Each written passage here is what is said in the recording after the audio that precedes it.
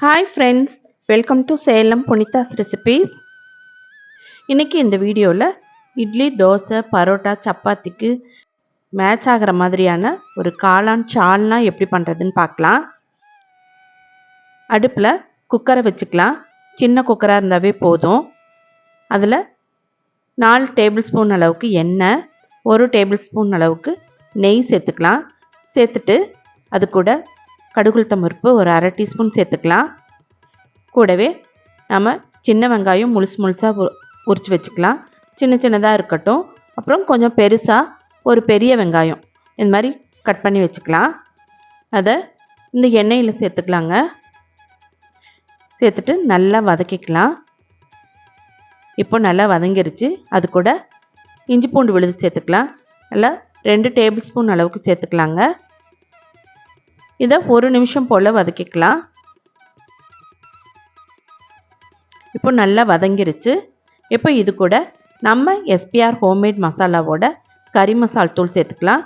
இது தாங்க இந்த கிரேவிக்கு ஸ்பெஷல் இன்க்ரீடியண்ட். இந்த சால்னா சேலம் குகை ஸ்டைல் சால்னா.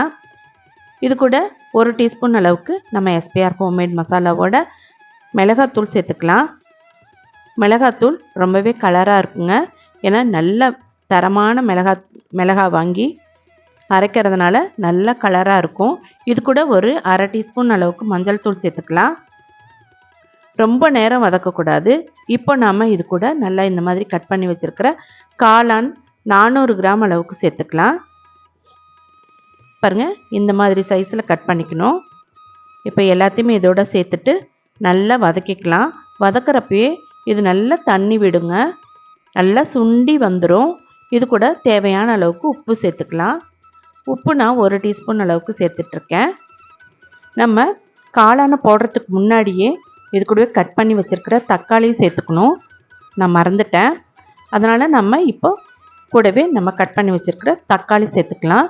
2 தக்காளியை நான் இந்த மாதிரி கட் பண்ணிவிட்டு சேர்த்துக்கிறேன். நம்ம நல்லா எல்லாத்தையுமே போட்டு வதக்கிக்கலாம். நல்லா இப்போ பாருங்கள், தண்ணி விட ஆரம்பிச்சிருக்கு. இப்போ கூடவே ஒரு 10 புதினா இலை, கொஞ்சமாக கறிவேப்பிலை சேர்த்துக்கலாம். சேர்த்துட்டு நம்ம வதக்கிக்கலாம். பாருங்கள், நல்லா சுண்டி வந்துருச்சு காளான். இங்கே நல்லா தண்ணி விட்டு இருக்கு. இப்போது இது கூட நம்ம தேவையான அளவுக்கு தண்ணி சேர்த்துக்கலாம். முழுகிற அளவுக்கு நான் ஒரு டம்ளர் அளவுக்கு தண்ணி சேர்த்துருக்கேன். இப்போ நல்லா கலந்து விட்டுட்டு நம்ம மூடி போட்டு ஒரு 4 விசில் விட்டுக்கலாங்க. இப்போது ஒரு 4 விசில் வரட்டும். நம்ம அதுக்குள்ளார தேங்காய் அரைச்சிக்கலாம். மாதிரி தேங்காய் ஒரு 1/2 மூடி அளவுக்கு எடுத்துக்கலாம். பல்லாக கிரிக்கணுங்க. அது கூட ஒரு 10 முந்திரி, 1 டேபிள் ஸ்பூன் அளவுக்கு பொட்டுக்கடலை, 2 டீஸ்பூன் அளவுக்கு மிளகு சேர்த்துக்கலாம். மிளகு ஃப்ரெஷ்ஷாக போட்டு அரைக்கிறப்ப அதனோட வாசனையே தனியாக இருக்கும். இந்த மாதிரி கரகரன்னு அரைச்சிக்கணும், நைஸாக அரைக்கக்கூடாது. இப்போது 4 விசில் வந்துடுச்சு. ஸ்டீம் அடங்கினதும் ஓப்பன் பண்ணிக்கலாம். பாருங்கள், நல்லா கரெக்டாக வெந்திருக்கு காளான். இது கூட நம்ம அரைச்ச தேங்காய் விழுதை சேர்த்துக்கலாங்க. இது கூட நம்ம தண்ணி சேர்த்துக்கணும். தண்ணி கொஞ்சம் அதிகமாகவே சேர்த்துக்கலாம். ஏன்னா இந்த சால்னா கொஞ்சம் தண்ணியாக இருந்தால் தான் நம்ம பரோட்டாலாம் செய்கிறப்போ ஊற வைக்கிறதுக்கு நல்லாயிருக்கும். இப்போ இதோட நல்லா தண்ணி சேர்த்துக்கலாம். தண்ணி சேர்த்துட்டு ஒரு 10 நிமிஷம் வேகட்டும். ரொம்ப நேரம் வேக வைக்க வேண்டாம். ஒரு 10 நிமிஷம் கொதித்ததும் நம்ம அடுப்பை ஆஃப் பண்ணிடலாங்க. மூடி வச்சு சிம்மிலேயே வேக வைக்கலாம். பாருங்க, கிரேவி ரெடி ஆகிடுச்சு.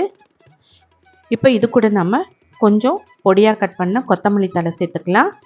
இப்போ நமக்கு சூப்பரான காளான் சால்னா ரெடி ஆகிடுச்சு. நல்லா கமன்னு வாசனையாக இருக்குங்க. இதை ஒரு சர்விங் பவுலுக்கு மாற்றிக்கலாம்.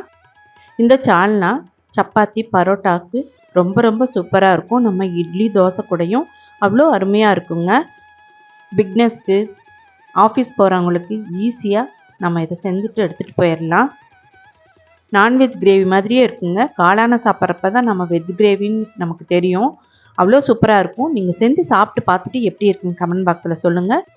கண்டிப்பாக இந்த ரெசிபி உங்களுக்கு ரொம்பவே யூஸ்ஃபுல்லாக இருக்கும்னு நினைக்கிறேன். இதே மாதிரி ஒரு யூஸ்ஃபுல்லான வீடியோவில் மீட் பண்ணலாம். தேங்க்யூ ஃபார் வாட்சிங்.